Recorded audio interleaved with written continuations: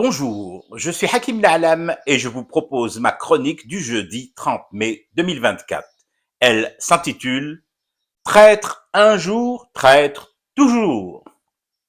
Dimanche 26 mai, il fait nuit sur le tarmac de cet aérodrome militaire. 22 heures et des poussières d'étoiles. Astres intrigués par le manège en cours, en dessous, tout en bas, sur le plancher des vaches. Des hommes, que l'on devine habillés de treillis, s'affairent à transborder des caisses d'un avion gros porteur joufflu vers un autre appareil du même type aux allures de pélican géant, gueule largement ouverte à l'arrière et avalant en flux continu ce qui semble être du matériel militaire par la rampe d'accès dont l'acier grince parfois sous le poids des chargements et des chenilles de levage. Seul bruit, si l'on accepte les réacteurs des deux aéroplanes qui tournent en régime stand-by. La Lune, plus joueuse que jamais, choisit ce moment pour éclairer sans prévenir cette scène presque irréelle. De manière fugace, comme en un éclair, des initiales apparaissent sur les caisses de cette cargaison spéciale, décidément entourée de précautions extraordinaires. 6 lettres, USA et EAU, Émirats Arabes Unis. L'air est chaud, à peine perturbé dans sa chape par une légère brise, peinant à frayer son chemin depuis l'océan Atlantique, pourtant juste là, à portée de cachotterie. Un ordre sec troue la nuit. Plus vite! Nous devons livrer la marchandise avant demain lundi midi sur la piste de la base 28. Base 28, nom de code de l'aéroport militaire israélien de Nevatim, implanté en plein désert du Negev. Là, ces caisses, bientôt toutes chargées, à bord de l'avion convoyeur, sont attendues avec une impatience fébrile, pour ne pas dire avec une certaine irritation.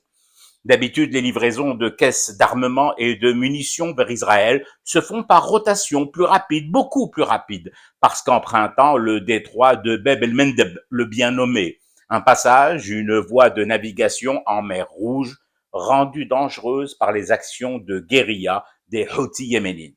Trop risqué aujourd'hui. Alors, les airs, de nuit de préférence, et en cadence infernale. Il y a urgence. Les troupes sionistes mènent depuis quelques jours des raids et des bombardements meurtriers et à large échelle génocidaires sur Rafah, la palestinienne. Un massacre. L'opinion internationale s'émeut, un peu trop fort au goût nauséabond de Netanyahou et de ses alliés américains et émiratis.